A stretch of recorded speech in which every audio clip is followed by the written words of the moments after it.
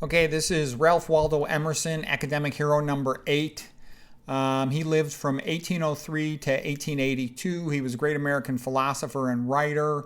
And I like Ralph Waldo Emerson because I remember him when I was in high school. It was sort of the spring of my junior year, and I really didn't like school that much. It was just something I had to try to get good grades, so my parents would let me go out on the weekends. And then I had an English teacher who liked Ralph Waldo Emerson and would read aloud a lot of his quotes and whatnot in class. And this was something different than the same old stuff. Ralph Waldo Emerson was inspiring. He encouraged you to think for yourself. And I liked it. It was sort of like a intellectual awakening for a young person instead of just going through high school in a stupor. And I found that I liked him. Beyond that, later on, I sort of came back to him and read about it. That's one of the benefits of high school and college is that you get exposed to certain things that you can go back to later. You know where to look. Okay, so here's some quotes from Ralph Waldo Emerson. Oh, by the way, his sort of school of philosophy was called Transcendentalism. He was friends with Thoreau and some other writers and philosophers of his time. And basically the impression I got, he was pretty nice and he tried to help people. And I like him. He's very positive and upbeat. Okay, so here's some quotes from Ralph Waldo Emerson. God offers to every mind its choice between truth and repose. Take what you please, but you can never have both. And that's unfortunately real true. If you pursue the truth and try to learn it and develop it, you're always going to be running into obstacles and problems. But on the other hand, if you don't, then it's boring. Okay, here's the next one. Conversation is the laboratory and workshop of the student. Yes, that's true. For students really to learn, they have to have conversations with their friends or their teachers or other persons interested in the topic. Yeah, that's how you really learn, is when you think about the material and you compare it to your own life and the relevance to your own life. Ralph Waldo Emerson continues, the book, the college, the school of art, the institution of any kind, they stop with the past. This is good, they say. Let us hold by this. They pin me down. They look backward, not forward. But genius looks forward. Man hopes, genius creates. Okay, that came from The American Scholar. I loved The American Scholar and Self-Reliance when I heard those essays. And again, what Emerson gets into, and anybody that's going to be smart, you have to think for yourself. The world is constantly trying to BS you and lie to you and rip you off. So if you're ever going to be smart, you got to learn how to trust yourself. And a huge part of intellectual skill is just trusting yourself and being confident in your own judgment. I mean, you've got your own best interests at heart, so develop your mind as best you can. Emerson continues, a foolish consistency is the hobgoblin of small minds. Speak what you think now in hard words, and tomorrow speak what tomorrow thinks in hard words again, though it contradict everything you said today. Emerson continues, a man's library is a sort of harem. Now that's obviously a figurative quote, but I knew some guys in college for that wasn't that figurative.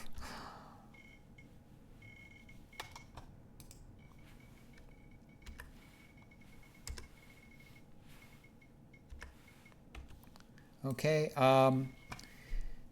Emerson continues, in every work of genius, we recognize our own rejected thoughts. They come back to us with a certain alienated majesty. Great works of art have no more affecting lesson for us than this. They teach us to abide by our spontaneous impression, with good-humored inflexibility, the most, when the whole cry of voices is on the other side. To believe in your own thought, to believe that what is true for you in your private heart is true for all men, that is genius. Okay, Ralph Waldo Emerson. So yeah, I mean, the point he's making here is you learn to trust yourself. Most people are pretty smart when they put their mind to it. They just have to focus and trust themselves. Okay, Emerson continues about public speaking.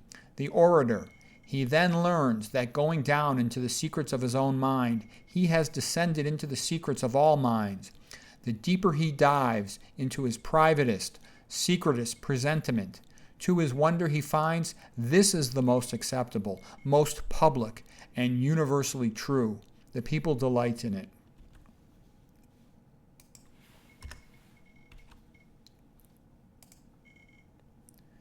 The best of all ways to make one's reading valuable is to write about it. Now that's true. If you ever really want to learn a subject, write a book about it. Teach a class about it. Give lectures about it. That'll get you to learn it. Aristotle said the same thing. Best way to learn something well is to teach it, or to confirm that you know it is to teach it. Okay. Emerson continues. Men are what their mothers made of them. Yeah, having a good mom makes a tremendous difference in a person's life. And Freud said something like that too. The expectations a mother has for a child have a very strong influence on them. I'm going to bet it's more for sons than daughters. I don't know for sure, but I've seen a lot of guys that their moms really sort of saved their life in many ways. Okay, Emerson continues. As many languages as he has, as many friends, arts and trades, so many times is he a man. The secret of education lies in respecting the pupil. It is not for you to choose what he shall know, what he shall do. He alone only holds the key to his own secret. Yeah, you got to teach people some basics, how to read and whatnot, but after that, they need to have more independence, and that's been shown by other great educators. The earlier students start having some more independence to do good things, intellectual projects, the better they develop intellectually. Okay, Emerson continues. Many times the reading of a book has made the fortune of the reader. Yep, that's true too. And you got to read a lot of books to find a good one. You might have to read 10 books to find a great book. And, avoid a whole bunch of them, in choosing on the way, but that great book, it opens up all kinds of doors. All right, Emerson continues. We are shut up in schools and college recitation rooms for 10 or 15 years and come out at last with a belly full of words and do not know a thing. Yeah, that's real true. Students have a lot of experience, but they tend to have very little practical knowledge, young students. Emerson continues. Liberty is an accurate index in men and nations of general progress. Yeah, that's true. Somebody who likes somebody and wants the best for them encourages their freedom and individuality. Individuality is where interesting things, creativity and achievement and new insights come from. When there's excessive pressure to conform, that's usually not a good environment for development.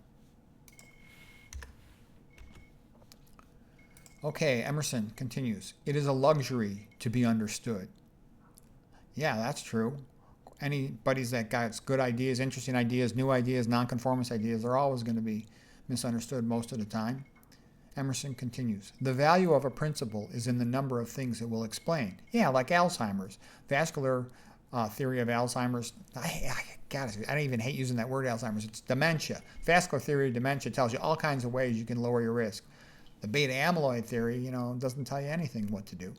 Okay, you cannot do a kindness too soon because you never know how soon it will be too late. Universities, of course, are hostile to geniuses who, seeing and using ways of their own, discredit the routine. That is very true. All these educational institutions, including medical schools, they just want you to memorize what you're told, to shut up and go with that. If you do anything new and creative, you'll actually run into getting hassled. It's sad, but it's true. Okay, Emerson continues. Do not go where the path may lead. Go instead where there is no path and leave a trail. The scholar is that man who must take up into himself all the ability of the time, all the contributions of the past, all the hopes of the future. It is for you to know all. Yeah, as a scholar, you have to want to master your own domain and all the domains next to it in order to become a true, really good expert. And you have to want it. And the reason why I like Emerson here as well is because you have to get yourself psyched up. It takes a ton of energy. If the average student is studying 4 hours a day, a good student is studying 6 hours a day, a great student should be studying 10 hours a day. And that's just the way it is, okay? If you want to be a great student, a great scholar, that's what it takes. And in order to have that type of energy, you have to love it. You have to believe that's your destiny in life, what God wants for you. And if you don't feel that way, well, then you're probably not going to achieve too much. Okay, Emerson continues. Enthusiasm is one of the most powerful engines of success. When you do a thing, do it with all your might. Put your whole soul into it. Stamp it with your own personality. Be active, be energetic, be enthusiastic, and faithful.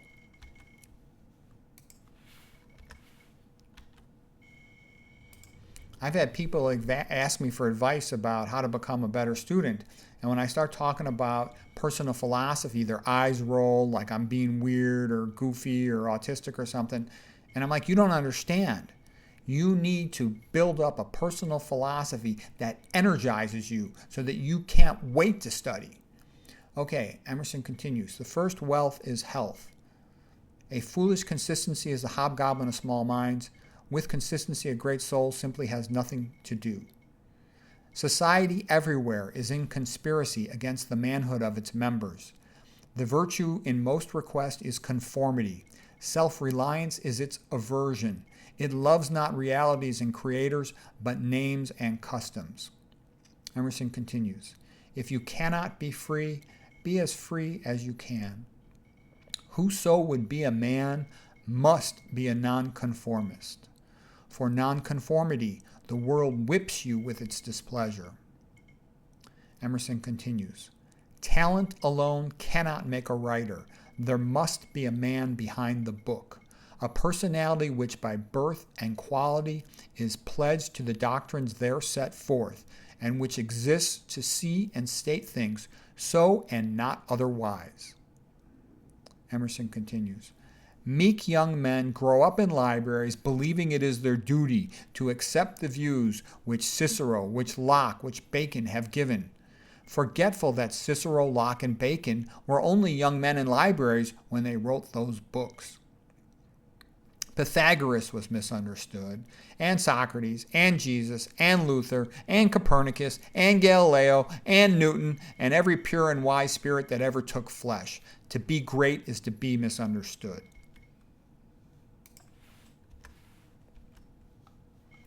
Okay, now Emerson's going to give his summary of what he thinks is necessary for a scholar. The office of the scholar is to cheer, to raise, and to guide men by showing them facts amidst appearances. He plies the slow, unhonored, and unpaid task of observation.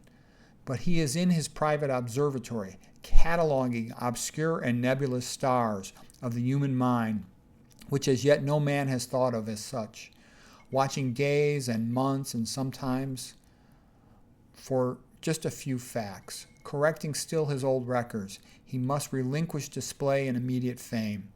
In the long period of his preparation, he must betray often an ignorance and shiftlessness in popular arts, incurring the disdain of the able who shoulder him aside. Long he must stammer in his speech, often forego the living for the dead. Worse yet, he must accept, how often, poverty and solitude for the ease and pleasure of treading the old road, accepting the fashions, the education, the religion of society. He takes the cross of making his own, and the position of virtual hostility in which he seems to stand in society, and especially educated society. For all this, loss and scorn, what offset? He is to find consolation in exercising the highest functions of human nature. He is the one who raises himself from private considerations and breathes and lives on public and illustrious thoughts. He is the world's eye. He is the world's heart.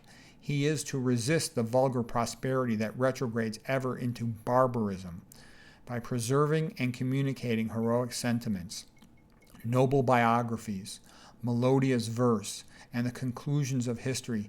These he shall receive, and these he shall impart. These being his functions, it becomes him to feel all confidence in himself and to defer never to the popular cry. He and he only knows the world. Ralph Waldo Emerson.